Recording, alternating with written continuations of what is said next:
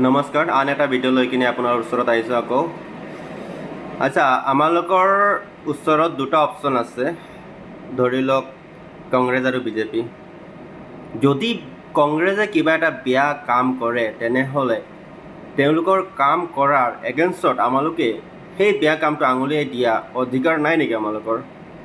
আৰু যদি বিজেপিয়ে কিবা এটা বেয়া ষ্টেপ লয়, আমালোকৰ টেক্সৰ টকা এনে জগাত অপচয় কৰে, তেনেহ'লে সেই বিৰুদ্ধে আমালোকে কথা কোৱা মাত মাতাৰ কি অধিকাৰ নাই নেকি? 100% আছে ন?